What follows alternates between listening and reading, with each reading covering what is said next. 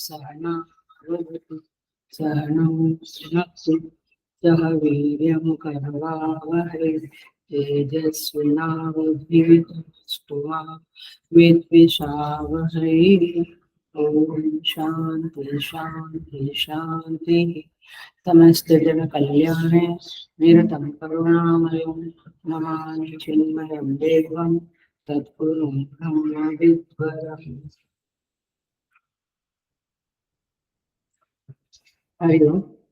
I welcome you all with great love and great respect in this Bhagavad Gita discourses. Chapter 9 चल रहा है, 9वां अध्याय चल रहा है। हम चैंटिंग करेंगे 16वें नंबर के श्लोक से 16 नंबर।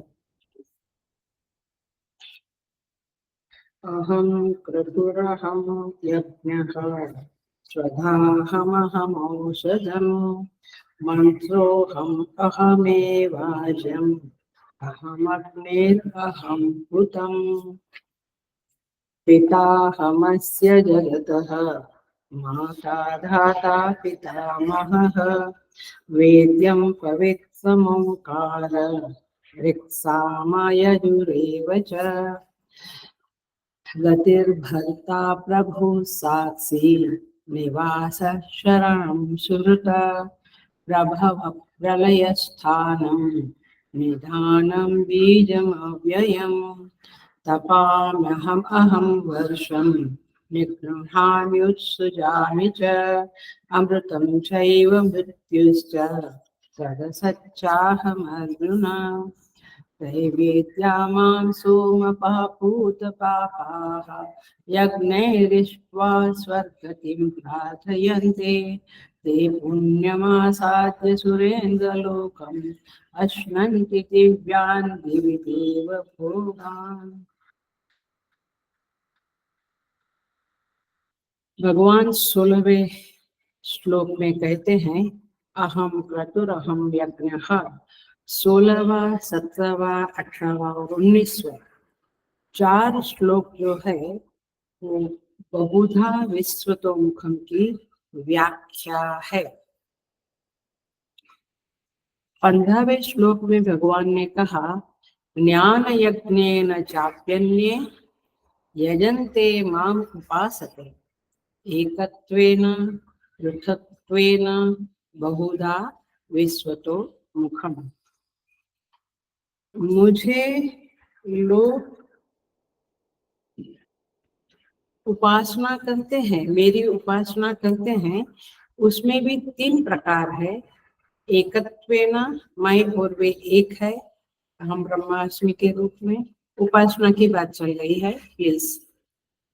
और पृथक्त्वेन मैं और मेरे प्रभु अलग है, वे प्रभु है मैं सेवक हूँ, वे शासक है मैं शासित हूँ, ऐसे भाव से। और तीसरा कहते हैं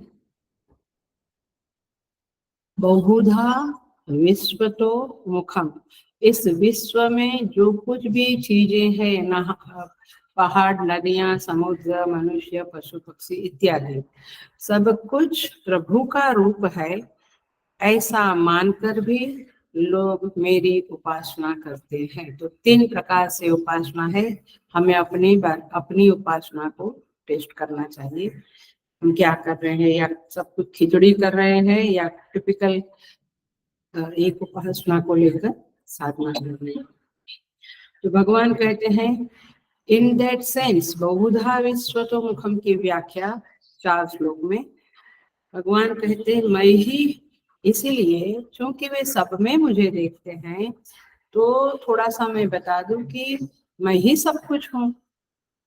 अहम क्रतुर अहम यज्ञः, मैं यज्ञ हूँ, मैं स्वधा हूँ, मैं औषध, मंत्र, घी, हवन को, हवन की क्रिया, सब कुछ मैं ही हूँ। क्रिया, कारक और कर्म, ये तीनों के तीनों मैं हूँ। लेकिन हेलो, पिछला क्लास का थोड़ा सा रेफरेंस दे रही हूँ। लेकिन कैसे मैं सब कुछ हूँ? बाधित वृत्ति से, निगेशन से। मैं नाम और रूप का बाध करके जो अवशेष होता है, अवशिष्ट है, वो मैं हूँ। जैसे रज्जु पे सर्प देखा, तो सर्प में सर्प का, सर्पत्व का बाधित होकर फिर जो बचा, क्या बचा? रज्जु, वो मैं हूँ। तो भगवान इस तरह से कहते हैं कि बाधित वृत्ति से सब कुछ मैं हूँ। जगत को भी हम ब्रह्म कहते हैं, लेकिन कैसे? जगत के नाम रूप का बाध करके, निवेशन करके, उसको हटा करके, उसकी उपेक्षा, उसका तिरस्कार करके फिर जो बचता है सच्चिदानंद, वह मैं हूँ। ऐसा भगवान स्पष्ट कहते हैं। दुग्धुष्य विवेक का रेफरेंस दिया था, सृष्टि नाम। सृष्टि क्या है? जैसे समुद्र में, समुद्र जल ही है, बुलबुले, तरंगे, भंवर इत्यादि आते हैं, वे नाम रूप है, वास्तव में जल ही है। इस तरह से संसार पूरा सच्चिदानंद रूप है। ये दिखने वाले पहाड़, वृक्ष, नदी, मनुष्य इत्यादि नाम रूप के अलावा कुछ भी नहीं। तो ये बात मुख्यतया समझते हुए ये 4 अध्याय को, 4 श्लोक को आपको समझना पड़ेगा। और एक पॉइंट बोला था, याद कराते हैं। जो अविद्याजन्य अध्यास है, माने अज्ञान के कारण जो हम अध्यास करते हैं, कोई सज्जन है वास्तव में हम दुर्जन कहते हैं, कोई दुर्जन है हम सज्जन कहते हैं। तो बेसिकली यह जो अध्यास है वो अविद्याजन्य है, बिकॉज ऑफ इग्नोरेंस। वो अविद्याजन्य अध्यास को क्या कहते हैं? भ्रांति। और शास्त्रजन्य अध्यास, शास्त्र ने कहा है कि शालिग्राम में विष्णु देखो, पीपल के वृक्ष में विष्णु देखो, अग्नि में देवता को देखो, अग्निदेव को पूजो, उपासना करो। तो क्या है? शास्त्रजन्य अध्यास है, और वो अध्यास भ्रांति नहीं। So don't get confused. भ्रांति अलग चीज है, उपासना अलग चीज, दोनों अध्यास है। लेकिन एक है अविद्याजनित, मेरे अज्ञान के कारण, और एक है शास्त्र में निर्दिष्ट किया हुआ अध्यास, उसे कहेंगे उपासना। सो ये उपासना बहुत उपकारी है, भावना उपकारी है। ये हमारे कलमश को धोकर हमारे चित्त को शुद्ध करती है, निष्पाप करती है, और उदार वृत्ति का संचार करते हुए हमें ब्रह्म विद्या के योग्य बनाने में सहायक है। सो इस तरह से ये थोड़ी सी बातें आप और उपासना के सिद्धांत नहीं देखते हैं, क्योंकि पीछे बहुत देखे हैं, देखेंगे आगे फिर से। तो इस तरह से ये श्लोकों को देखना है हमें। और हम आए थे, भगवान कहते हैं मंत्रो हम अहमेवाजम अहम अग्निर अहम होतम। आगे 17 नंबर के श्लोक में भगवान कहते हैं पिता अहम अस्य जगत। हमने वहां पे भी समझा था, माने मैं जगत का पिता हूँ, ऐसा आप उपासना करो। यहाँ पर भी हमने समझा था क्या? जब तक देह सत्ता, जीव सत्ता और जगत सत्ता के प्रति हमारा समभाव है, माने या तो बहुत बार क्या होता है, देह को हम सत्य मानते हैं, देह की पूजा, देह का पैम्परिंग, देह की सुविधाएं, सब कुछ देह का बहुत ख्याल करते हैं, और जगत मिथ्या बोलते हैं। कई गड़बड़ है, अपने देह को हम सच माने और जगत को मिथ्या माने, वो नहीं चलेगा। तो पॉइंट यहाँ पे क्या था? इफ यू बिलीव जगत इज अ मिथ्या, देन देह और जीव को भी मिथ्या मानो, फिर आप जीव भी नहीं हो, देह भी नहीं हो, मन बुद्धि चित्त अहंकार कुछ नहीं हो। लेकिन यदि आप जगत को सत्य मान, जब आप देह को सत्य मानते हैं तो फिर जगत को भी सत्य मानना पड़ेगा। माने यहाँ सच है तो तीनों सच है, सत्य है, मिथ्या है तो तीनों मिथ्या है, आधा इधर आधा उधर नहीं करना। और इसीलिए जब तीनों सच है, आप तीनों को, देह को भी सत्य मानते, बुद्धि मन को भी, मेरी बुद्धि मेरा मन मेरी भावना, तो फिर जगत को भी सत्य मानते हैं, तब आपको शास्त्र में बताए हुए विधि निषेध का पालन करना पड़ेगा। हम देह को सत्य माने, देह के लिए जो भी कर्म करना है गलत कर्म भी करें, और जगत को मिथ्या माने, और फिर हम कहें कि जगत मिथ्या है, क्या पाप क्या पुण्य, क्या अच्छे कर्म क्या बुरे कर्म, ऐसे नहीं चलेगा। सो इसलिए जब आप सत्य मानते हैं जगत को और देह को भी, तब विधि निषेध, विधि निषेध माने शास्त्र कहता है ये करना चाहिए, शाम को दिया बत्ती करना चाहिए, तीनों टाइम त्रिकाल संध्या करना चाहिए, देव दर्शन करने चाहिए, दान धर्म यज्ञ करना चाहिए, तो आपको करना चाहिए। मैंने विधि माने वो निषेध, असत्य नहीं बोलना चाहिए, झूठ माने नहीं बोलना चाहिए, हिंसा नहीं करनी चाहिए तो नहीं करनी चाहिए, इसको क्या कहेंगे, विधि निषेध। ये करो ये मत करो। फिर शास्त्र ने ऐसा जो कहा है विधि निषेध, फिर उसका पालन करना पड़ेगा। कब? जब हम जगत को सत्य मानते हैं, माने मैं, मेरा बेटा, मेरी बेटी, मेरे पति, हम, ये सब सत्य है और बाकी का सब मिथ्या है।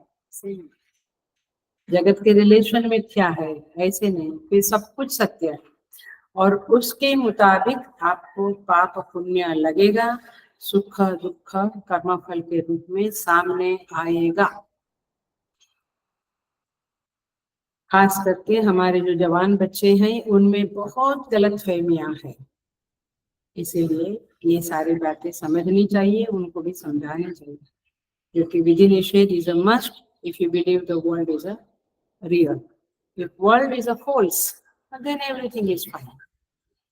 सो यहाँ पे ये बात हमने करी थी पितामह से, और इन दैट सेंस यदि आप देह को जगत को सत्य मानते हैं तो फिर हर लोग जगत के बनाने वाले सृष्टिकर्ता परमात्मा को भी आपको मानना पड़ेगा। आप भगवान को नहीं मानते हैं और जगत को मानते हैं, माने आप किसी की बेटी को लेके आए घर में, मतलब कि बहू बनाकर, फिर उसके फैमिली को आप नहीं मानते, बोलते they don't matter for us, ऐसा नहीं चलेगा, फिर आपको वो भी मानना पड़ेगा। तात्पर्य ये है, ख्याल में आ गया, मतलब जगत को नहीं मानना है और जगत को मानना है और ईश्वर को नहीं मानना है, ये सब गलत फहमियां है। बच्चों में तो बहुत ज्यादा गलत फहमियां है और इसलिए उनको समझाना चाहिए। आप नहीं समझा सकते हैं तो हमारे जैसे सन्यासियों के पास, संत महात्माओं के पास ले जाओ, बिठाओ, समझाओ, क्योंकि गलत फहमी में जीवन, मनुष्य जीवन बिताना ये तो बहुत बहुत डेंजरस है। पशु पक्षी को तो बुद्धि नहीं है तो बात ठीक है, मनुष्य को बुद्धि दिया है तो मनुष्य को सही समझ स्वयं के बारे में, जगत के बारे में और ईश्वर के बारे में होनी चाहिए। सो ये 17वें नंबर के श्लोक में हमने ये समझा था कि भगवान कहते हैं पिता अहम अस्य जगत, मैं जगत का पिता हूँ, मैं माता धाता, धाता मैंने कर्मफल दाता हूँ, मैं ही पितामह हूँ, वेद्यम पवित्रम ओंकार ऋक्साम यजुरेव च।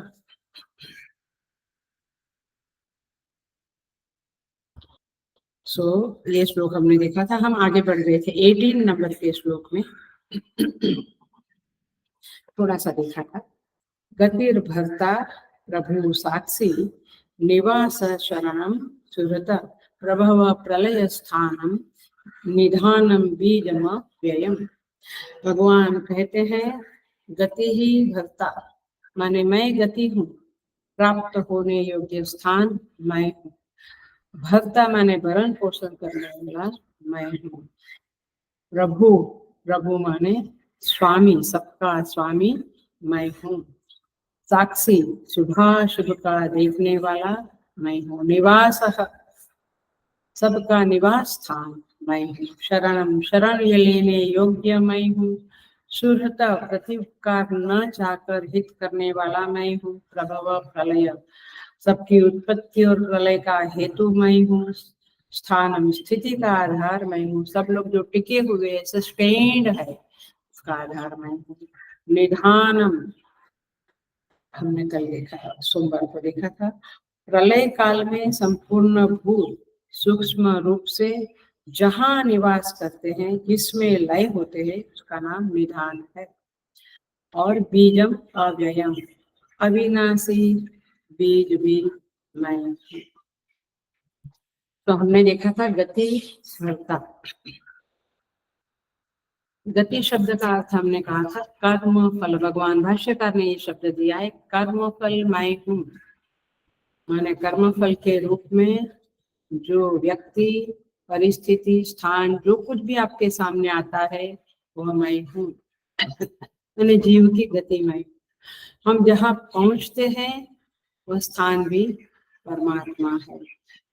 और हमने और एक बात करी थी, जीव का आना जाना भी परमात्मा में याद आता। तो इस तरह से भगवान की सारे जीवों की गति है। माने और कहीं जा नहीं सकते हम चाहे पिज्जा खावे, आइसक्रीम खावे, चाहे हम मॉल में जाके शॉपिंग करें, चाहे हम कुछ भी करें, हम किस में करते हैं? परमात्मा के अंदर ही हम हैं। और हम जो कुछ भी करते हैं, उससे हमें जो पाना है, क्या पाना है? आनंद पाना। वो आनंद भी परमात्मा ही है। आनंदम ब्रह्म एवं। सो इस तरह से हमने गति शब्द को देखा था। भरता, भरता हमने देखा था भरण पोषण करने वाला, हमारी श्रद्धा का पोषण करने वाला, हमारे विश्वास का, खाना पीना तो पोषण करने वाला, रोटी कपड़ा मकान देने वाला तो वो है ही। लेकिन माने बाधित वृत्ति से आप कहेंगे नहीं, रोटी तो माँ देती है, मकान तो पिताजी लाए, और कपड़ा तो माँ दिया। बाधित वृत्ति से माने इन नाम रूप का बात करें तो परमात्मा ही ये सब कुछ है। सो भक्ता, भक्ता का अर्थ है हमें हमारा रक्षण भी करते हैं। तो ऐसे संयोग बना देते हैं कि कोई चीज मुझे प्राप्त नहीं है और मुझे चाहिए, प्राप्त करा के देते हैं। आउट ऑफ ब्लू बोलते हैं ना, कोई ऐसी परिस्थिति खड़ी करते हैं कि हमें जो चाहिए वो मिल जाता है, बिना बहुत प्रयत्न के भी कभी कभी देखा जाता है। प्रभु, प्रभु शब्द का अर्थ किया था स्वामी, नाथ, मालिक, शासक। कल एक शब्द बोला था, एक लाइन बोला था, बड़ी प्यारी लाइन है। माने प्रभु वह है जो हमारे मंगल के लिए, हमारे कल्याण के लिए हम पर हावी हो जाते हैं। याद आया ये शब्द? हावी हो जाता है माने एनफोर्स करते हैं कि हम उस परिस्थिति में ही जिए जो वो चाहता है। हम अपनी चाहने वाली परिस्थिति को प्राप्त कर ही नहीं सकते हैं, क्योंकि उसने संकल्प कर लिया है कि हमें साधना मार्ग में आगे बढ़ाना है। तो फिर वो उस तरह की परिस्थितियां ही देगा जहां हम आगे बढ़े। इसको कहेंगे हावी हो जाता है। मैंने बहुत बार, हमने भी अपने जीवन में अनुभव किया है, बहुत बार हम हावी होकर, माने हम बहुत प्रयत्न करते हैं कि हम 3 अनुष्ठान किया, फिर बड़ा अनुष्ठान किया ये चीज के लिए, लेकिन नहीं मिलती है तो नहीं ही मिलती। फिर आप कहते हैं ऐसा क्यों? आप तो कहते हैं कि अनुष्ठान करने से चीजें मिलती है, बट परमात्मा यदि हावी हो गया तो उसके सामने आपका अनुष्ठान की कोई औकात नहीं। आपके प्रारब्ध में कोई चीज माने स्ट्रॉन्गली नहीं है, ऐसा नहीं, उसको मृदु बोलते हैं, सौम्य। माने इस तरह का है कि हो भी सकती है, नहीं भी हो सकती है, तब जाके आप अनुष्ठान करो वो फलीभूत होता है। इसको मंद प्रारब्ध बोलते हैं। जो प्रबल प्रारब्ध है वहां पे आप कुछ नहीं कर सकते, you can not change it. But मंद प्रारब्ध माने ओके, थोड़ा प्रयत्न किया तो हो जाएगा, ऐसा है तो अपने अनुष्ठान फलीभूत होते हैं। बट नहीं होते हैं तो समझना यही है कि वे हमें आगे बढ़ाने के लिए, ये जीव की यात्रा में आगे बढ़ाने के लिए हमारे ऊपर हावी हो गए हैं। और इसलिए हम कितना भी चाहे हम उस चीज को प्राप्त, उस परिस्थिति को, उस व्यक्ति को, उस वस्तु को या उस बुद्धि को सब चाहते हैं कि हम बड़े प्रखर बुद्धिमान बने, सब नहीं बन सकते। सब चाहते हैं कि हमें बड़ी बड़ी गाड़ियां मिले, 2 करोड़ का घड़ी मिले, क्या क्या चाहते हैं लोग, लेकिन नहीं मिलता है। क्यों? क्योंकि वो खाली है। वो चाहते हैं कि हमें ये संसार की चीजें ना मिले, हम यात्रा में, साधना की यात्रा में आगे बढ़े। तो जब हमारा विवेक, हमारा संयम छूट जाता है और हम गिरने वाले होते हैं, तो बचाने का काम भी वो करता है। चीज हमें नहीं भी देता है और चीज देकर हमें बचा भी लेता है। उनकी लीला अपरंपार है। तो हमें अनुभव है कि कोई है जो हमारी चाहना में इंटरफियर करता है, कोई है जो चाहे तो हमें मिलती है चीजें, ना चाहे तो नहीं मिलती है। मैंने somebody is there जो एनफोर्स करता है, जो इंटरफियर करता है हमारे जीवन में। क्यों? Why is interested into our life? Because he loves us. चलो याद रखना, He loves us, वो हम जीवों को प्रेम करता है, और खास करके जो उनका भक्त बनता है उनकी तो फिर वो छक्के ही छुड़ा देते हैं। माने फिर वो उस भक्त को तो बहुत प्यार करता है, और इसीलिए क्या देना क्या नहीं देना हर चीज वो भक्त के जीवन में देखता रहता है। सो प्रभु शब्द का अर्थ है प्रभवती, प्रभाव डालने वाला, उनका प्रभाव हमारे ऊपर रहता है। बट एक बात है कि यदि वो ज्यादा इंटरफियर करता है हमारी लाइफ में, इसका मतलब है ये लव्स मी सो मच। और दूसरी बात है कि मैं सनाथ हूँ। वैसे तो वो सारे जगत का नाथ है, बट एवरीबडी डजंट फील कि कोई नाथ है। यदि हम भक्त है और हम कहे कि मेरा कोई नाथ है, तो कितना सुकून मिलता है आपको। ये सारे शब्द सुकून वाले हैं और समझ देने वाले हैं। आगे बढ़ते हैं। साक्षी, मेरे ख्याल से यहाँ पे हम आए थे, राइट? कितना लिखा है? ये शब्द पे हम आए थे या ये शब्द हो गया था? आए थे। तो यहाँ पे साक्षी शब्द का अर्थ है वृत्ति के साक्षी की बात नहीं है। ये थोड़ा सा आई विश, आई प्रे कि इसमें जो चीज हम कहने वाले हैं वो आपको क्लिक हो जाए, क्लिक हो जानी चाहिए। देखिए, ये सगुण ब्रह्म की बात है। साक्षी, दृष्टा, सगुण ब्रह्म ही होता है, अंतर्यामी जो भी कहो। भाष्यकार ने इसका जो अर्थ लिखा है जबरदस्त गहरा है और जबरदस्त है, दिल में उतार लेने वाला ये मीनिंग भाष्यकार बताया है। मैं तो उसके ऊपर जितना सोचने लगी, बहुत गहराई में ये शब्द होते हैं। भाष्यकार ने साक्षी शब्द का अर्थ लिखा है, भाष्य देखना जिसके पास है, प्राणिनाम कृता कृतस्य, प्राणियों के माने जीवों के, कृत माने जो किया हुआ है उसको भी वह देखता है, अकृतस्य, वाव ये जो शब्द है जबरदस्त। अकृतस्य माने जो नहीं किया है लेकिन जिसे करना चाहिए था वो भी देखता है। आया? कभी सोचा था ये बात? हम क्या कहते हैं, हाँ भगवान सब देखते हैं, हाँ गलत काम नहीं करना है, गलत नहीं बोलना है, अंदर से वो सुन रहा है। यहाँ तक भी हम आगे बढ़ चुके हैं ऐसे साधन। लेकिन ये एक अनूठी बात यहाँ पे आती है भाष्य में, वह यह है प्राणी नाम कृताकृतस्य, जो हम कर रहे हैं और जो किया है उसको तो वो देखता है, उसके आधार पे फल देता है। लेकिन जो हमें करना चाहिए था, जो हमारा कर्तव्य था, जो हमारी ड्यूटी थी और हमने नहीं की, वह भी वह देखता। इसका मतलब क्या हुआ? इसका मतलब बहुत आप सोचिएगा, आपको बहुत खजाना खुलेगा। इसका मतलब ये भी हुआ कि we have to live a life with full awareness कि मेरी क्या ड्यूटी है और मैं क्या नहीं कर रहा हूँ। माने ड्यूटी मेरी कौन सी मैं नहीं कर रहा हूँ, ये भी होगी। तो कुछ भी प्रभु से छिपता नहीं है, और इसलिए वह सर्वज्ञ है और न्यायी भी है, क्योंकि इस सब के आधार पे वह कर्म फल देता है।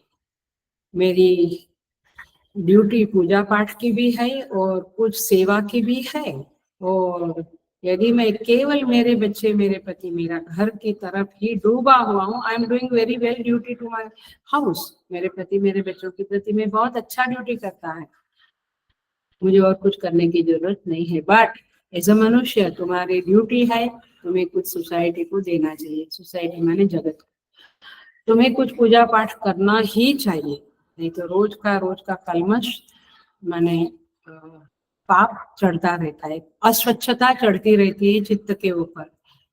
तो आप कहेंगे नहीं नहीं मैं तो सब घर का बराबर देखता हूँ, अब मुझे और कुछ जरूरत नहीं है, तो आप गलत हो।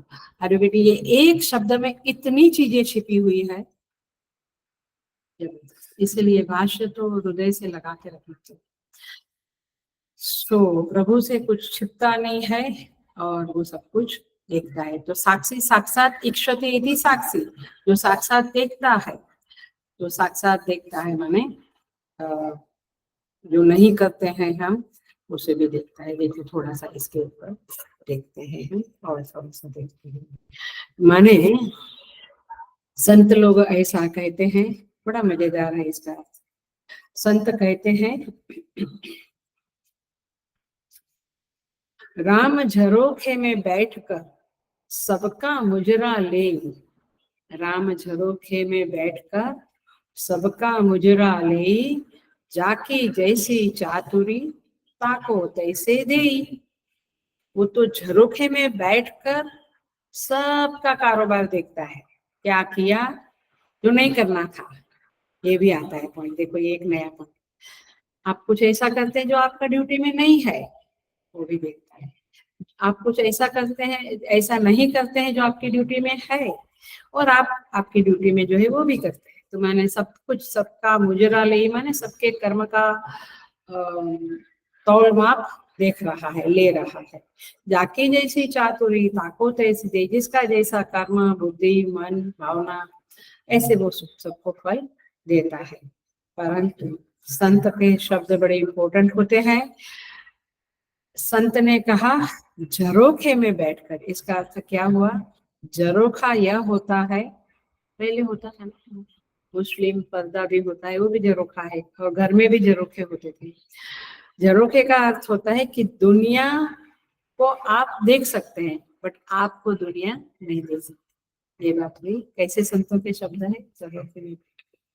तो दुनिया उनको देखती नहीं है, लेकिन कर्म फलदाता के रूप में नहीं देखती है, करुणामय के रूप में। मैंने हम परमात्मा को कितना कितना समझ सकते हैं, कितना देख सकते हैं, इसीलिए साक्षी शब्द का बहुत दूसरा भी एक बहुत बढ़िया अर्थ है। भगवान श्री तुलसीदास जी महाराज ने रामचरितमानस में कहा है, साक्षी माने साक्षात पश्यति, साक्षात पश्यति माने सीधा सीधा देखता है। मैं लैपटॉप को देख सकती हूँ, मैं घड़ी को देख सकती हूँ, मैं ग्लास को देख सकती हूँ, सीधा। इसका अर्थ ये होगा, देखिए करण बिना एव पश्यति, उसको करण की जरूरत नहीं है। जैसे मुझे आंख की जरूरत है तब मैं देखता हूँ, मुझे कान की जरूरत है, मैंने श्रवण इंद्रिय की जरूरत है तब मैं सुनता हूँ, सुन सकता हूँ।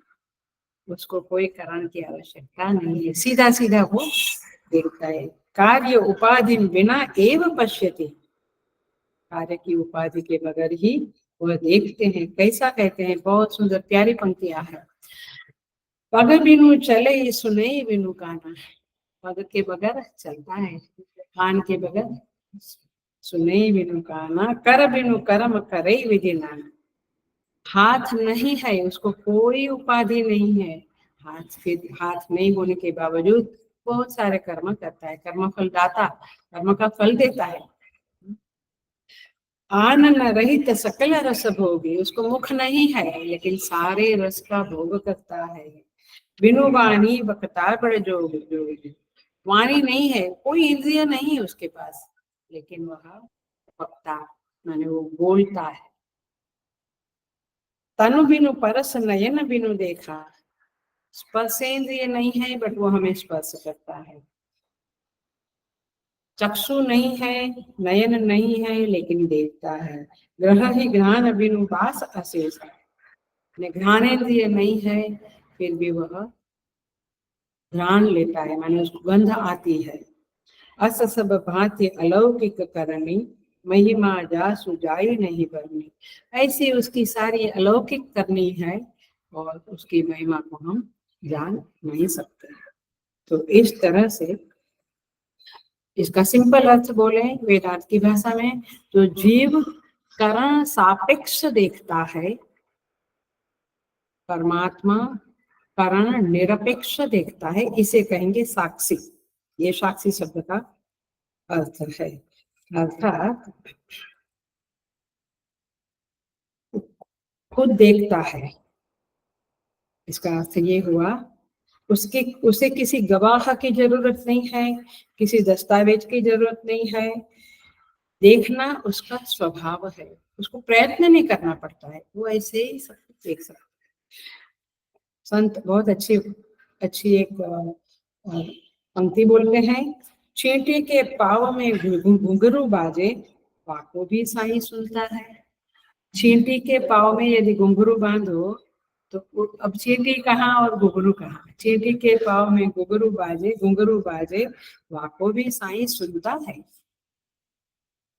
केनोपनिषद क्या कहती है, श्रोत्रस्य श्रोत्रम मनसो मनोयत, वाचो वाचम सौ प्राणस्य प्राणः, चक्षुस्य चक्षु प्रतिमुच्य धीराः, दैत्यास्मात् लोकात् अमृता भवन्ति।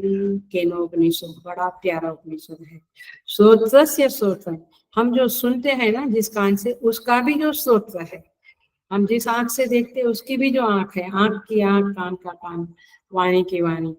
इस तरह से वह साक्षी के रूप में बैठा है और हमें उसे इसी तरह से जानना चाहिए। देखिए दूसरा शब्द है, आगे बढ़ जाते हैं साक्षी शब्द से। भगवान कहते हैं गतिर्भर्ता प्रभु साक्षी, निवास शरणम सुहृत। सेकंड क्वार्टर क्या है, निवास, जगत का निवास स्थान भी वह है। निवास माने वास, रहना। ये आश्रम जैसे मेरा निवास स्थान है, ऐसे आपका घर आपका निवास स्थान है। अथवा उसको देश के संदर्भ में लेवे तो ये देश मेरा निवास, देश में ये देश में मेरा निवास। तो यस्मिन प्राणिनो निवसन्ति, भगवान भाष्यकार कहते हैं कि जहाँ पे लोग रहते हैं उसे निवास स्थान कहते हैं। तो माने क्या मतलब हुआ, हम निवासमय हूँ, भगवान कहते हैं निवासमय हूँ, मतलब हम परमात्मा में रहते हैं। ये संदर्भ सापेक्ष प्रभु का वर्णन चल रहा है, ये याद रखना। निरपेक्ष प्रभु की बात अलग है, वो तो एकमेव अद्वितीय चेतन है। ये सापेक्ष माने सगुण ब्रह्म जगत की सापेक्षता में, हमारे देह की सापेक्षता में प्रभु का वर्णन चल रहा है।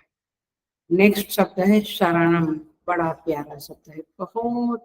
इसके ऊपर तो माने 9वां अध्याय 7वां अध्याय, ये 6ठा अध्याय, सब जगह पे, बहुत सारी जगह पे भगवान ने शरण शब्द को रखा। मैंने शरण शब्द जगह पे है, तो ये तो आप होमवर्क कर सकते हैं और ढूंढ सकते हैं कि गीता में शरण शब्द कहाँ आया। ये मेरी पुरानी हैबिट थी, पुराना स्वभाव था। अहमदाबाद में तो बहुत ज्यादा स्ट्रिक्टली करती थी मैं, और लोग भी सपोर्ट करते थे। माने क्या कहेंगे, माने दे वर रिस्पॉन्डिंग टू माय रिक्वेस्ट कि भाई ये ढूंढ के आना। तो फिर 1 वीक का समय मिलता था, या वॉट एवर 10 दिन, फिर लोग होमवर्क करके आते थे, वो पेपर भी मुझे देते थे और हम चेक करते थे। It was a really good homework. देती थी मैं होमवर्क, बट करते नहीं थे तो फिर मैं थोड़ा डिप्रेशन में जाती थी। डिप्रेशन माने अब छोड़ दो इन लोगों को कितनी बार होमवर्क बोलने का, और अभी ऑनलाइन में तो सवाल ही नहीं है। बट एनीवे, आदत के मुताबिक बोल दिया मैंने कि ढूंढना, कोई ढूंढता है तो ग्रुप में जरूर डालना। शरणम, शरणम शब्द का अर्थ है आरती हर, माने दुख का हरण करने वाला। दुख हरण करने वाले कौन कहते हैं? मुझे इनकी शरण मिली है, मतलब क्या, अब मेरा दुख दूर होगा। प्रश्न उठता है कि लोगों को दुख होता है, और प्रभु यदि दुखों का हरण करने वाला है तो लोगों के पास दुख बचता क्यों है? अब कई लोगों के पास दुख रहता ही है। तो भाष्यकार ने बड़ा विस्तार किया है और कहा है, आर्ता नाम प्रपन्ना नाम आरती हरः। जो दुखी है लेकिन भगवान को प्रपन्न है, भगवान की शरण में जाते हैं, आप मेरे प्रभु हैं, मेरे दुखों को दूर करो, ऐसा बोलते हैं, उनका दुख भगवान दूर करते हैं। माने बोलना पड़ता है। आप ऐसे ही सबका दुख दूर करेगा तो फिर आज जगत में दुख ही नहीं बचेगा। सो प्रपन्नता के संदर्भ में वह आरती हर है। जो प्रपन्न नहीं है, और नहीं, काफी लोग नहीं है, हजारों करोड़ों लोग नहीं है इस दुनिया में, जो केवल, इसका मतलब क्या हुआ, जो केवल अपने कर्मों के सहारे जीवन चलाते हैं। मेरा कर्म है, मैं करूंगा, मैं पाऊंगा, मैं अपने दुखों को दूर करूंगा, मैं मेरी समस्या को देख लूंगा, लेकिन भगवान की शरण में नहीं जाता है।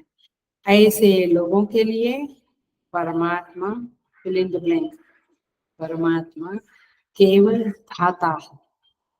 और जो समस्या आने से, दुख आने से भगवान को प्रार्थना करता है, उनके लिए प्रभु शरण है। आयुर्वेदिक धाता एंड शरण दो शब्द भगवान की सारी उपाधियां है, लेकिन धाता कहाँ लागू पड़ता है? जो शरण में नहीं आते हैं, अपने मैं कमाऊंगा, मैं उसको पूछूंगा, मैं ये करूंगा, ऐसे अपने कर्मों के सहारे ही जो जीते हैं, भगवान की शरण सहारा नहीं लेते हैं, उनको भगवान का सहारा लेने की आवश्यकता नहीं लगती है, अथवा उनका स्वभाव नहीं, उनके संस्कार नहीं है। वे लोगों के लिए प्रभु स्ट्रिक्टली कर्म फलदाता के रूप में प्रस्तुत होते हैं। मैंने जैसा तूने किया वैसा करो। प्रपन्ना नाम माने जो भक्त भगवान की शरण लेता है, उनके सहारे की अपेक्षा करता है और उनसे प्रार्थना करता है, उनका कर्म फल में प्रभु कुछ सहाय अवश्य करते हैं। और इसीलिए आर्ता नाम प्रपन्ना नाम आरती हरः। कैसे वे भक्तों के दुखों को दूर करते हैं? हेलो, बड़ा इंपॉर्टेंट, बड़ा इंटरेस्टिंग टॉपिक है, समझे हम इसे।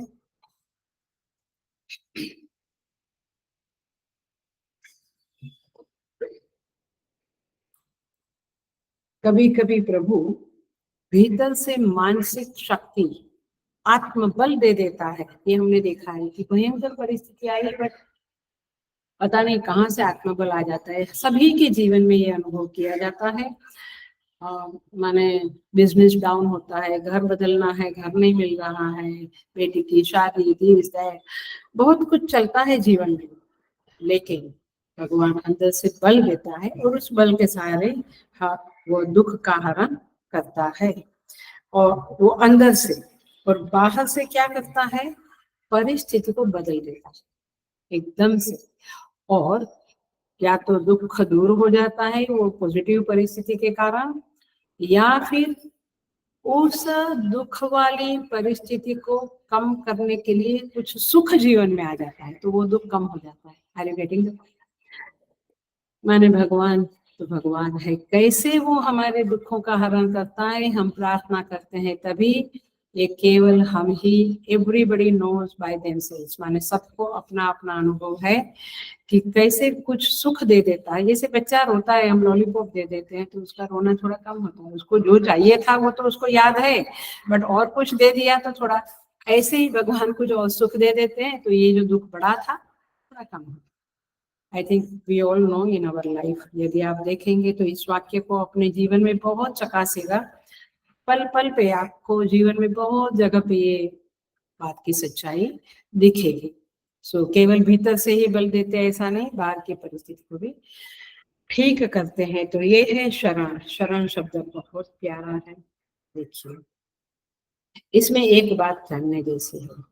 हम माने दुनिया के लोग किसी ना किसी की शरण तो लेनी ही पड़ती है उनको, और वे लेते भी है।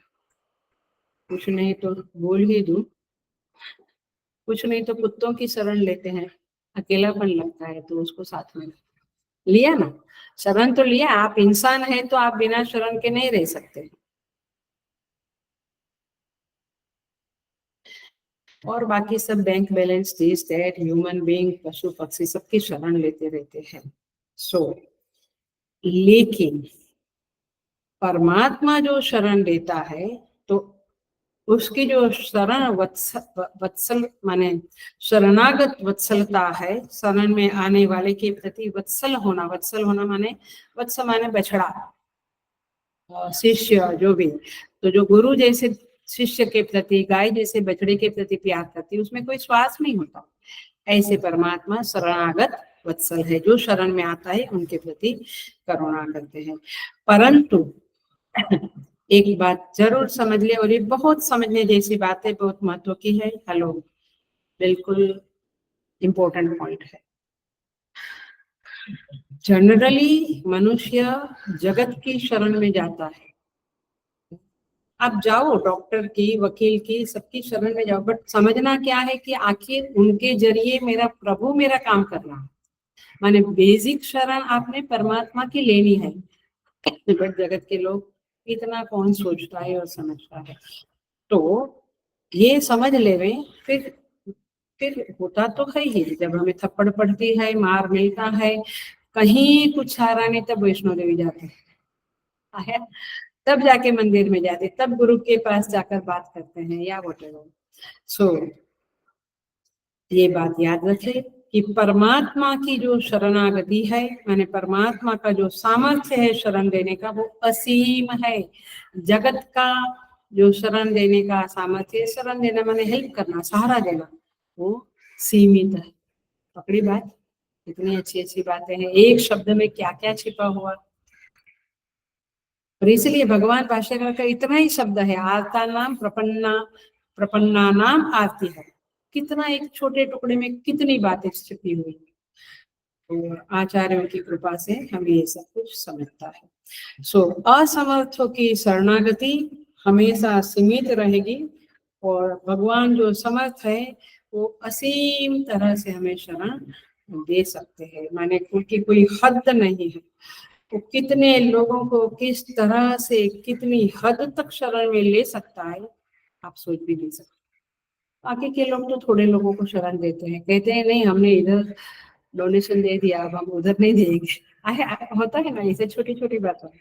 सो यहाँ पे भगवान माने विशिष्ट अद्वैत के आचार्य श्री रामानुजाचार्य जी ने लिखा है, रक्षाम अपेक्षाम अपेक्षते, माने जो रक्षा की अपेक्षा करते हैं उनको प्रभु रक्षा देते हैं। तो भगवान पक्षपाती नहीं है, लेकिन मेरी रक्षा करो ऐसा जो हाथ ऊपर करके परमात्मा से मांगता है, करुणा मांगता है, रक्षा मांगता है, उनकी प्रभु रक्षा अवश्य करते हैं।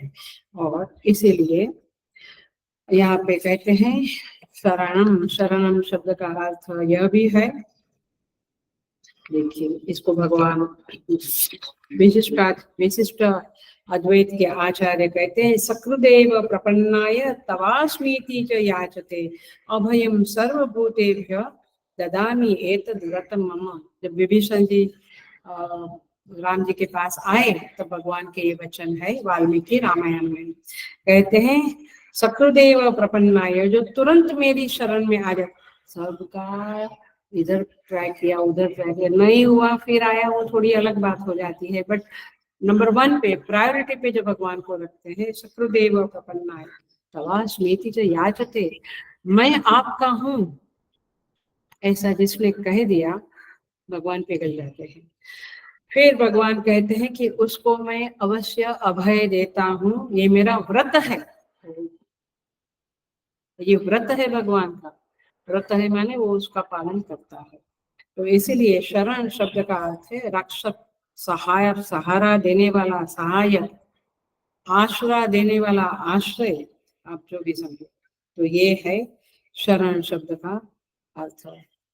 देखिए संत लोग इसको किस तरह से बोलते हैं, समझते हैं, ये प्रैक्टिकल है, बहुत प्रैक्टिकल है। आप इसे अच्छी तरह से समझें। अखंडानंद जी महाराज का एग्जाम्पल है। कहते हैं कि एक बार हम कुछ साधु संत लोग एक महात्मा के दर्शन के लिए गए। बनारस की लू थी, 12 बजे का समय था।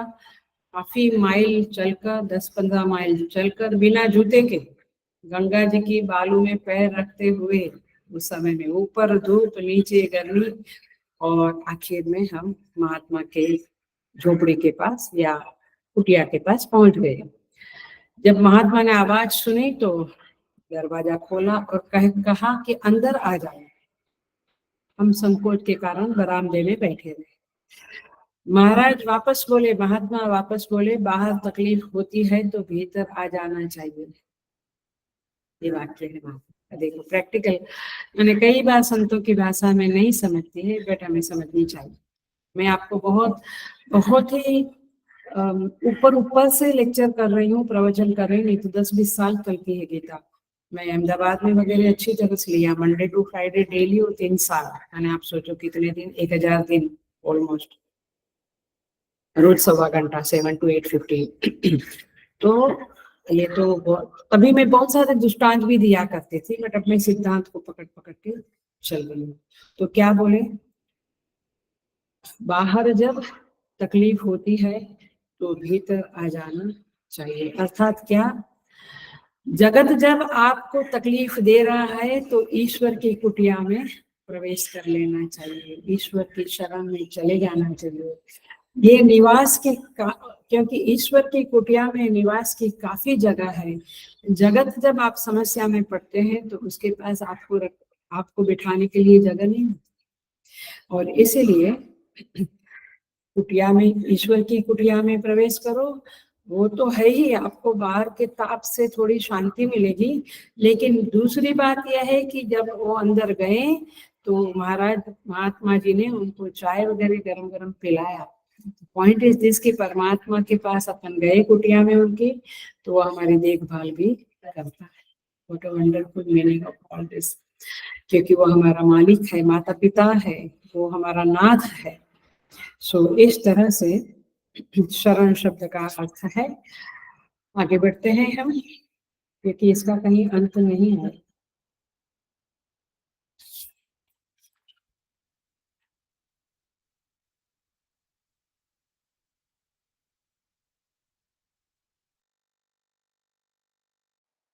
प्रभु साक्षी निवास शरण सुरत, पहली लाइन का लास्ट शब्द है।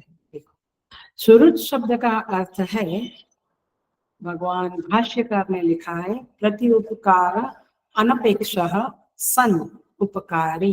प्रति उपकार की अपेक्षा रखे बिना ही जो उपकार करता है। ह्यूमन बीइंग कैसे उपकार करते हैं, सामने ये आशा रखते हैं कि आदमी मदद कर ले, फिर कभी मुझे मदद मिलेगी। लेकिन सुरुत शब्द का अर्थ केवल, सुरुत तो केवल परमात्मा है, और सेकंड नंबर पे माँ आती है। और बहुत ज्यादा कोई सुरुत, थोड़ी थोड़ी अंश में सुरुत होते हैं लोग, बट 100% सुरुत तो परमात्मा है और माँ है। देखिए, वह भगवान ही एक ऐसे है जो हमसे कुछ न चाहते हुए भी हम पर उपकार करते रहते हैं। मैंने कहा ना, हमारे मंगल के लिए वो हम पे हावी भी हो जाता है। हम कहते हैं कि परमात्मा क्रूर हो गया है, ठीक है, मैं क्रूर हूँ, वो एक्सेप्ट करता है। माँ भी क्रूर हूँ एक्सेप्ट करती है, बट हमारा भला चाहती है। सो कुछ न चाहते हुए हमारे ऊपर निरंतर उपकार करते हैं। हम उनकी सलाह न माने तो भी वह सलाह देता रहता है। अंदर से उपद्रष्टा अनुमंता च भर्ता भक्ता महेश्वर, याद आता है ईश्वर गीता का पावरफुल श्लोक है। I love it, it's very beautiful, very, इसके ऊपर बहुत चिंतन कर सकते हैं। पीपीटी तो आप जितना चाहिए उतना दिखा सकते हैं इन श्लोकों के ऊपर, क्योंकि उपद्रष्टा अनुमंता च भर्ता भोक्ता महेश्वर शब्द है। तो सलाह ना माने, देखा है ना, ये कोई बाहर की बात मैं नहीं बोल रही हूँ। आपको अंदर से वो कहता है, अरे यार झूठ मत बोलना, पीछे भोगना पड़ेगा। अब की एक बार भगवान बोल लेता हूँ, फिर भी वो बार बार सलाह देता रहता है। और यदि मैंने मेरे फ्रेंड को सलाह दिया 1 बार 2 बार 3 बार 4 बार मैक्सिमम 10-15 बार, उसके बाद हम चुप हो जाते हैं। हम किसी को कहते नहीं, हम क्या बोलते, जाने दो ना, अपने को क्या है, खड्डे में पड़ने दो, तब पता चलेगा उसको। कैसे कैसे शब्द। लेकिन भगवान की पेशेंस तो देखो, पूरी जिंदगी वो अंतर्यामी बन करके हमें सलाह देता है। तो ये है सुरुद शब्द का अर्थ। हम उसके ऊपर विश्वास न करें तो भी वो हमें छोड़ता नहीं। वोट कंपेशन, बहुत बार हम उनके ऊपर से विश्वास छोड़ देते हैं, कम कर देते हैं, वो हमें नहीं छोड़ता है। हम उनसे संबंधित अनुभव ना करें तो भी वह नहीं छोड़ता है। लोग भगवान को न माने, नास्तिक बन जाए, तो भी भगवान उनकी परवाह, उनकी केयर करता है। ऐसा भगवान अंतर्यामी बनकर हमारे भीतर ही हमारी रक्षा के लिए बैठा है। वही हमारी बुद्धि को ठीक रखता है। यदि हम ददामि बुद्धि योगम तम येन माम उपयान्ति, 10वें अध्याय में वही हमारी बुद्धि को ठीक रखता है। इसलिए मुझे लगता है कि हम थोड़ा सा सावधानी से, सभानता से, अवेयरनेस से देखें तो हमें, हम जैसे छोटे साधक को भी समझता है कि जिस दिन मैंने पाठ पूजा जप मेडिटेशन नहीं किया, मेरी बुद्धि में कुछ क्लिक नहीं हो रहा है, अथवा मेरी बुद्धि थोड़ी बिगड़ी हुई है, बुद्धि बहुत धर्म की पक्षपाती बनकर नहीं रह गई है, ऐसा हमें कुछ समझ में आता है। माने सही राइट थिंकिंग नहीं होती है हमारी, क्योंकि दूसरे दिन, तीसरा दिन, दूसरे महीने, तीसरे महीने समझता है कि अरे काफी दिन से ये नहीं किया, तो देखो अब ये ऐसा ख्याल बुद्धि में आ गया, जो हमें समझता है कि गलत है, लेकिन वो आया क्यों? क्योंकि हमने उनका साथ छोड़ा। बट फिर से हमें समझ में आया, इसका मतलब है कि वो अंतर्यामी बनकर हमारी बुद्धि को भी ठीक रखता है। तो ये है सुहृद शब्द का अर्थ। बहुत जबरदस्त है। हम इन शब्दों का चूइंग करें, माने इन शब्दों के ऊपर मनन चिंतन करें, तो मुझे लगता है कि हमारा परमात्मा के साथ जो संबंध है वो दृढ़ बनेगा, वो बड़ा गाढ़ा बनेगा, क्योंकि हमने उनको अब समझा है। और इसीलिए उनके जैसा जगत में कुछ नहीं है, तो जगत के पीछे बहुत पड़ने का मन नहीं होगा, वैराग्य आएगा। आप सोचेंगे कि यस, आखिर में वही करता है, तो उनको ही प्रार्थना करो, लोग फिर मदद करेंगे उनके रूप में। तो सुहृद शब्द का यही अर्थ है। और इसीलिए देखिए, और भी एक शब्द, फिर सुहृद शब्द का अर्थ समझते हैं अभी।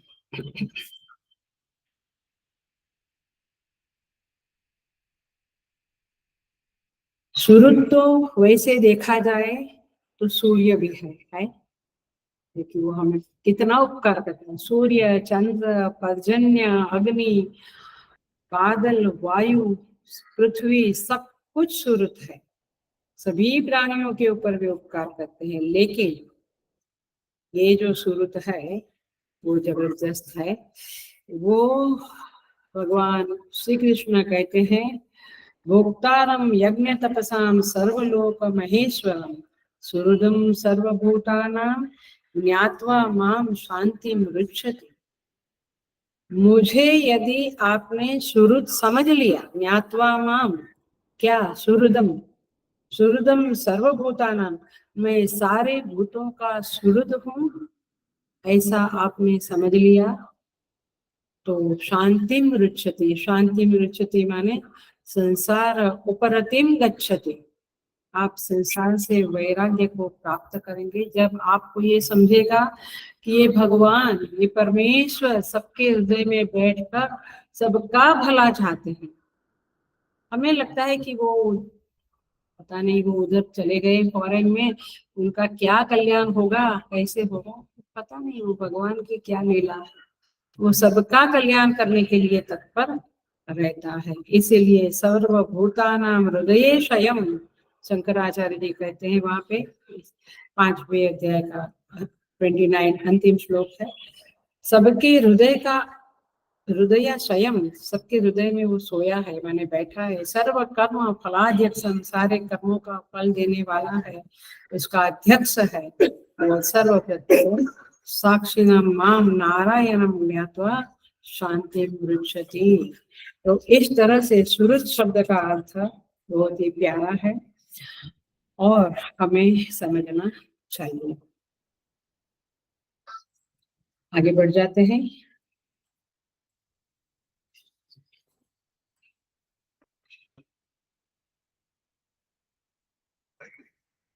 सेकंड लाइन में कहते हैं भगवान, प्रभव प्रलय स्थान निधानम बीजम व्ययम। मैं सबका प्रभव स्थान हूँ, प्रलय स्थान हूँ और स्थिति स्थान भी मैं ही हूँ। माने मुझ में ही सब कुछ प्रभव माने उत्पन्न होता है, मुझ में ही सब कुछ प्रलय लीन होते हैं सारे जीव प्रलय काल में। और अभी जो मनुष्य टिका हुआ है ना पृथ्वी के ऊपर, या जितना जीवन जी रहा है, जिंदगी उसको मिली है, उसका भी आधार मैं ही हूँ। माने सृष्टि के कारण होने के नाते प्रभु उत्पत्ति स्थान है, लय स्थान है। और सृष्टि की स्थिति जो है, पेड़ पौधे अपने स्थान पे है, पहाड़ अपने स्थान पे, नदी समुद्र अपने स्थान पे है, मनुष्य भी जीवन धारण किए हुए है, ये किसके कारण है? निधानम, आगे बढ़ जाते हैं। निधानम शब्द का अर्थ है, बहुत दो तीन तरह से उसको देखा जाता है। हमने उधर देखा था प्रलय काल में संपूर्ण भूत जिसमें लय होते हैं उसका नाम निधान है। मैंने प्रलय हुआ, सारे भूत कहाँ गए? वहां पे है। पहले के समय में हम लोग साल भर के गेहूं चावल सब कुछ लेके रखते थे, तो सब कहाँ रखते थे? स्टोर रूम में। तो आप समझ लो ये निधान शब्द का अर्थ है स्टोर रूम। प्रलय के समय सारे भूत उधर जाके सो जाते। मैंने स्टोर रूम में, store room is a very rough word but for you to understand. So समस्त जीवों के भोगों को भी मैं सुरक्षित रखता हूँ। देखिए ये भाष्यकार की तो महिमा अपरंपार है। भाष्यकार लिखते हैं, निक्षेप कालांतर उपभोग्यम प्राणिनाम। तुम्हारे कर्मों का जो परिणाम आज तुम्हारे सामने है वो तो तुम भोग रहे हो, लेकिन अनगिनत जन्मों के कर्म फल जो तुमने अर्जित किए हैं, कर्म करके वो फल अर्जित किए, वो एक साथ तो मैं नहीं दे सकता हूँ। तो देने जो बाकी है वो कर्म फल कहाँ रहते हैं? भगवान। तो my God, can't imagine only कि ये भगवान क्या चीज है। आया? मैंने मेरे जितने कर्म के फल देने बाकी है वो सब भी वो स्टोर हाउस में रहता है, स्टोर रूम में रहता है, उनकी तिजोरी में रहता है। सो भोगों को सुरक्षित रखने वाले। मैंने ऐसा नहीं कि मैंने पुण्य किया और वो हवा में उड़ गया। भगवान कहते वेट, एट राइट टाइम मैं तुम्हें तुम्हारे पुण्यों का फल प्रदान करूंगा। तो इसीलिए और साथ में ये भी समझ ले कि तुमने जो गलत काम किया है अथवा किया था कुछ जन्मों में, कुछ गलत काम किए थे, वो सब भी मेरे पास स्टोर हाउस में पड़ा है। मैं ही स्टोर हाउस हूँ। तो उसका भी फल जो दुख है वो भी तुम्हें मिलेगा।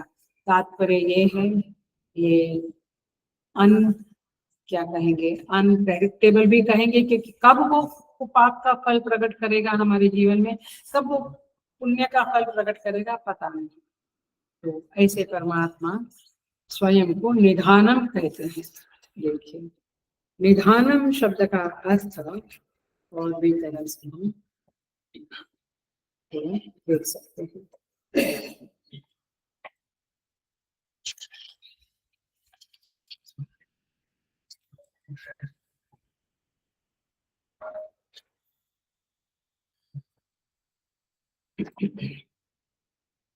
निधान माने एक्चुअली वो भंडार होता है ना, सकते हैं ना, जहाँ पे सारा सामान, अथवा कोष माने आपकी बैंक का लोकर। ऐसे ये सब कुछ जहाँ रहता है और समय आने पर, आपकी आवश्यकता होने पर, आवश्यकता पाप के फल भोगने की भी होती है। हेलो, की बात समझ में आई? जब बहुत थक जाता है आदमी, मदांध हो जाता है, अकड़ जाता है, बहुत उछल कूद करने लगता है, तब आपकी आवश्यकता बनती है परमात्मा की दृष्टि से। आपकी दृष्टि तो बहुत छोटी है, उसकी दृष्टि में आवश्यकता बनती है कि आप उसे पाप का फल उसकी झोली में डालो ताकि वो थोड़ा जमीन पे चले। क्या बढ़िया बात है। मैंने can't imagine how he does his management. और इसीलिए इसीलिए हेलो इसीलिए हमें बहुत बार जो दुख होता है वो इसीलिए होता है कि मेरी मैनेजमेंट के मुताबिक जीवन में कुछ नहीं हो रहा है। बट माय डियर, ये हम समझे कि आखिर ये दुनिया उसकी है, ये सारे जीव सब कुछ, पहाड़ पृथ्वी जंगल सब उसके हैं, उसकी मैनेजमेंट ही चलेगी। और उसकी मैनेजमेंट जबरदस्त है, परफेक्ट है। इसलिए उसकी मैनेजमेंट में विश्वास रखना यही शांत रहने की चाबी है। अदरवाइज हम डिस्टर्ब होते हैं ना।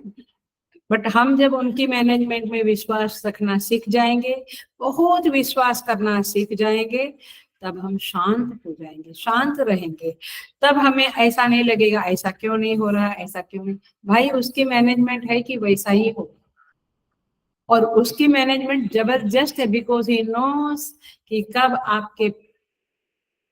आपका अहंकार ज्यादा ही उछल कूद कर रहा है, अथवा कब आपके अहंकार को मरोड़ डालना है, आपके अहंकार को क्रश कर डालना है, उसको चिंदी फिंदी कर डालना है, चिंदी छिंदी कर डालना है। ये भगवान को पता है। अहंकार माने जीव भाव भी है, अथवा कहो कि अटैचमेंट को भी अहंकार है। तो भगवान उस तरह की मैनेजमेंट करते हैं, आपके सामने आपके हृदय में दुख देते हैं, और जब वे जानते हैं कि अब इसने काफी तपस्या की है, अब इसको कुछ सुख देना चाहिए। भगवान बहुत दयालु है। जब हम अत्यंत टूट जाते हैं तो कहीं ना कहीं से कुछ सुख दे देते हैं, कुछ खुशियां दे देते हैं। ऐसा नहीं है, माने ही नोस कि कौन से कर्म कब रिलीज करने हैं। तो इन दैट सेंस निधान शब्द का अर्थ आता है। भगवान कहते हैं कि सारे जगत की जमा पूंजी मेरे पास है, मैं ही निधान हूँ। देखिए, माने इसका और एक अर्थ देखे तो कालांतर में भोगने योग्य वस्तु जो है, मैंने कर्म फल जो बचे हुए हैं उसको निहित किया जाए, डाला जाए। डालने को भी निधान कहते हैं। किस कहाँ डालेगा भगवान? आपकी झोली में डालेगा, तो इसीलिए उसका नाम पड़ा है निधान। बहुत सारे अर्थ है, हम आगे बढ़ जाते हैं। निधानम बीजम अव्ययम, अव्यय बीज मैं हूँ, भगवान कहते हैं। अव्यय बीज का अर्थ होता है, जरा समझे हम। अव्यय माने अविनाशी, जिसका व्यय नहीं होता है, नाश नहीं होता है, डिके क्षरण नहीं होता है। भाष्यकार ने यहाँ पे अर्थ किया है, भाष्यकार ने निर्विकार अर्थ नहीं किया है, ध्यान रखें। अव्यय का अर्थ है यावद संसार भावित्वाद अव्ययम, माने क्या? यावद संसार भावित्वाद अव्ययम, माने नहीं अबीजम किंचित प्ररोहते नित्यम च प्ररोह दर्शनात् बीज संतति ही न व्यति इति गम्यते। भगवान कहते हैं कि एक बात समझ लो, भाष्यकार कहते हैं कि कोई बीज नहीं है और प्लांट हुआ, ऐसा नहीं है। तो बीज तो है, तो ये संसार रूपी वृक्ष जो उत्पन्न हुआ वो उस बीज से उत्पन्न हुआ, ये समझना है। परंतु वह बीज कैसा है? अव्ययम, अविनाशी है। जनरली बीज कैसे होते हैं? नाश हो जाते हैं, तब जाके कुछ होता है। लेकिन यहाँ समझना ये है, प्रवाही बीज के रूप में, क्योंकि नित्यम च प्ररोह दर्शनाथ, हमेशा दिखता है कि सब कुछ वृक्ष बढ़ रहा है, माने पान पत्ते आ रहे हैं, तो ये चलता रहता है। तो ये प्रवाही बीज परंपरा चलती रहती है, ये समझना है। इन प्रवाही बीज, प्रवाही नित्यता के रूप में, प्रवाही बीज परंपरा के रूप में परमात्मा अपने आप को रखते हैं। माने अव्यय शब्द का अर्थ है अविनाशी, किंतु भगवान कहते हैं कि मैं अविनाशी बीज हूँ। सारे बीज विनाशी बीज है, मैं अविनाशी बीज हूँ। क्यों? क्योंकि इधर यहाँ पे विवर्तवाद लगेगा, बट हम विवर्तवाद की बात नहीं करेंगे, बट जानने वाले वेदांत के साधक जान लो कि ये विवर्तवाद की बात है। क्योंकि बीज अविनाशी रहते हुए यदि जगत रूपी वृक्ष फलता फूलता है तो वह कैसा है? प्राकृतिक है, विवर्तवाद है। इसीलिए यहाँ पे अंडरस्टैंड ये करना है कि जब तक जीव का संसरण चलता है तब तक आम से आम निकलेगा, मनुष्य से मनुष्य, शेर से शेर, बिल्ली से बिल्ली पैदा होते रहेंगे। और जब आपको रियलाइजेशन हो जाएगा फिर जगत कुछ रहेगा नहीं। तो इस तरह से भगवान कहते कि हर वस्तु का बीज सुरक्षित रहता है ना। शेर से शेर हुआ, हिरण से हिरण। तो पॉइंट इज दिस कि बीज सुरक्षित है, सारे बीज। तभी तो श्रीमद् भागवती में मत्स्य अवतार में कहा सारे बीजों को लेकर आ जाओ राजा। तो भगवान कहते हैं ये बीज में बाधित वृत्ति से मेरा दर्शन करो। मूल बात नहीं भूलना, नहीं तो हम जगत की इधर की उधर की बातों में फंस जाएंगे। अच्छा, वहां पे कर्म फल रहता है। मूल बात है कि भगवान को आप भगवान के रूप में जानो। ये जगत में जो कुछ दिखता है ये बीज दिखा, तो बीज में जो बीजत्व है, माने बीज का जो नेम एंड फॉर्म है, उसको बाधित करो और मेरा दर्शन करो। मेरी भावना अबाधित वृत्ति से ज्ञान होता है और आप भावना भी उपासना के संदर्भ में कर सकते हैं। तो ये प्रवाही बीज की बात कर रहे हैं भगवान। और इसीलिए भगवान कहते हैं स्वस्वरूप का परित्याग किए बिना मैं कार्य की उत्पत्ति करता हूँ। मैं कारण हूँ लेकिन परिणामी कारण नहीं। ये मूल बात भगवान यहाँ पे करते हैं। बीजम अव्ययम, इस तरह से प्रभु यहाँ पे अपनी बातें रखते हैं, अपने सारे रूपों के बारे में बताते हैं। आगे तीन बातें हैं, केवल श्लोक को देखते हैं। तपामि अहम, 19 नंबर का लास्ट में। तपामि अहम अहम वर्षम निगृह्णामि उत्सृजामि च उत्सृजामि च अमृतम चैव मृत्युश्च सदसच्चाहम् अर्जुन। भगवान कहते हैं कि मैं ही सूर्य रूप से तपता हूँ। अभी भगवान पूरे 16, 17, 18, 19 में मैं ही ये सब कुछ बता रहे हैं, तो अभी सूर्य मैं हूँ ऐसा बता रहे हैं। मैं ही सूर्य रूप से तपता हूँ। अहम वर्षम निगृह्णामि, मैं वर्षा का आकर्षण करता हूँ। उत्सृजामि च, और मैं बरसात को बरसाता हूँ। अमृतम चैव मृत्युश्च, मैं ही अमृत हूँ और मैं ही मृत्यु हूँ। सदसच्च अहम अर्जुन, मैं ही सत और असत हूँ। सत और असत का अर्थ होता है कार्य एंड कारण। देखिए, देख लेते हैं थोड़ा, 5 मिनट और लूंगी शायद, बट ये श्लोक पूरा हो गया तो एक टॉपिक पूरा हो जाएगा। अहम तपामि, भगवान कहते हैं कि मैं सूर्य से एक होकर कह रहा हूँ कि ये भूलोक के ऊपर प्रखर किरणों के द्वारा भूलोक को मैं तपाता हूँ और वर्षा बनकर मैं ही बरसता हूँ। मैं ही समुद्र से पानी उठाता हूँ और फिर यदि भगवान पानी न उठाते सूर्य भगवान तो कहाँ से बारिश आते थे। तो पानी उठाने वाला भी मैं हूँ। तपामि अहम वर्षम निगृह्णामि, निगृह्णामि माने उसको खींचने का, पानी खींचते ना फिर बादल बनता है, तो वह समुद्र से पानी उठाता हूँ, माने सूर्यदेव बाष्पीकरण करते हैं, फिर बादलों का निर्माण करते हैं। वही वायु की गति बनाते हैं, वायु पर सवार होकर बादल बनकर वे चलते हैं और वही वर्षा करते हैं। तो भगवान कहते हैं ये मेरा सूर्य रूप है। अथवा ये समझो कि सूर्य में तुम हे साधक मुझे देखो, मैं ही सूर्य रूप से ये सब कुछ कर रहा हूँ। विश्व के धरातल पर ये विराट लीला लगातार चल रही है। जल को नीचे से उठाना और फिर पृथ्वी के ऊपर वापस छोड़ देना। मुझे लगता है ये छोटे छोटे राग द्वेष में हम फंसे हैं। गीता जी पढ़ेंगे तो हमारा दृष्टि बहुत उदार और विशाल हो जाएगा।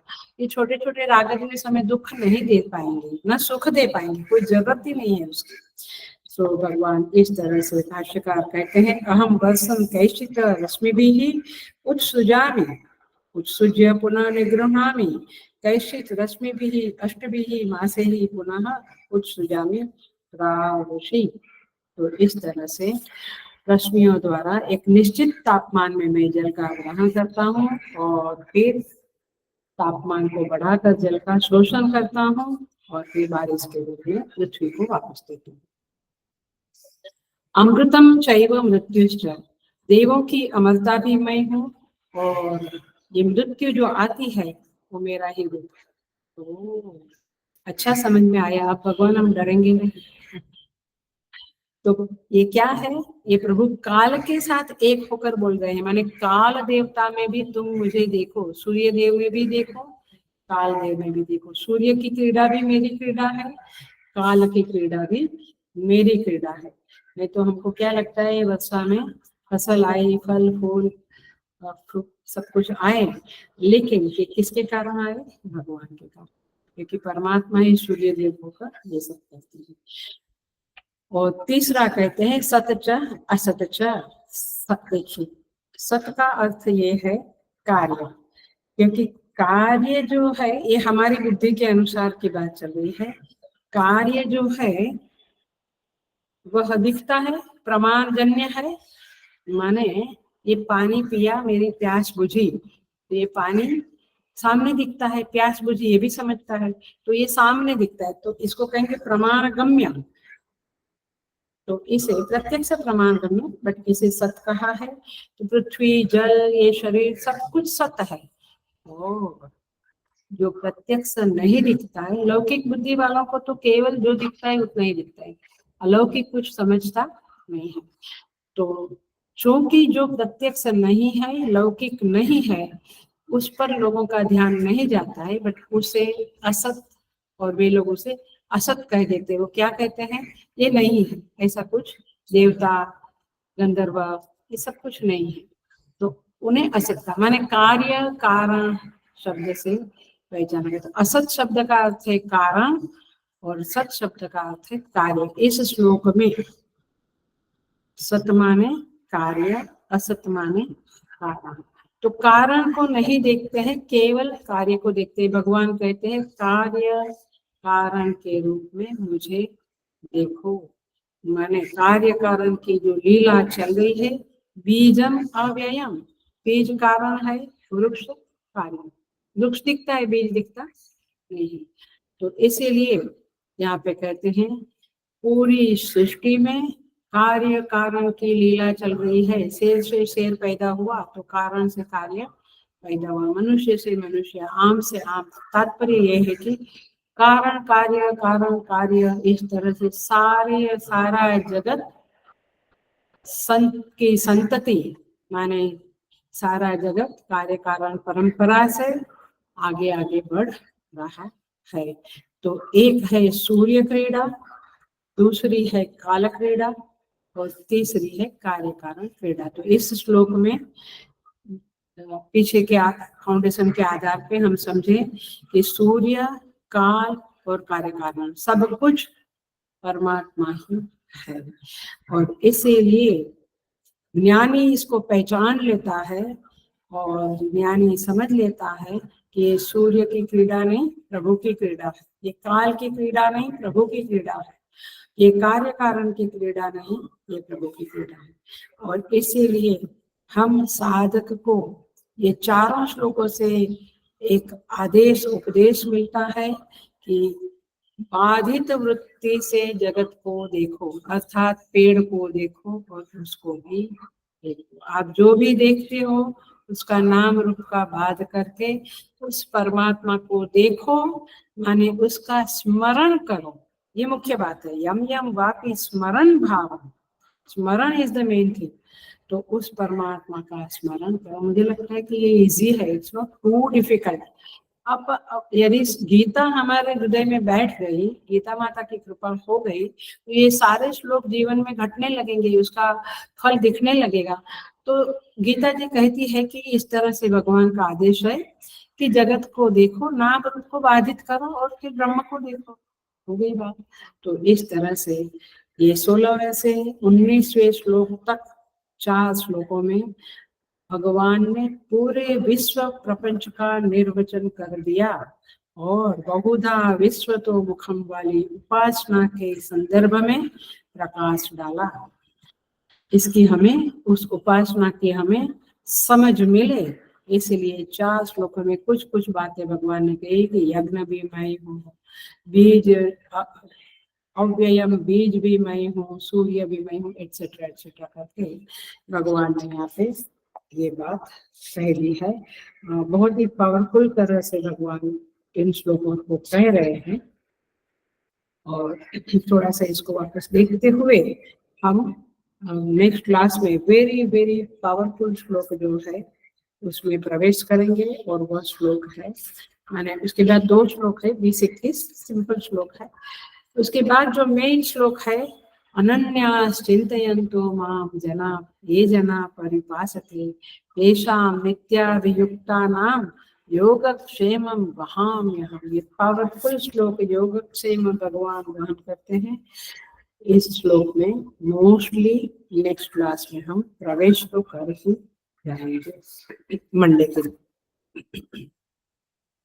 ओम पूर्णमदः पूर्णमिदं पूर्णात् पूर्णमुदच्यते पूर्णस्य पूर्णमादाय पूर्णमेवावशिष्यते।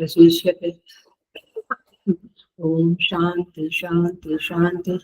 हरि ओम। श्री गुरुभ्यो नमः। हरि ओम।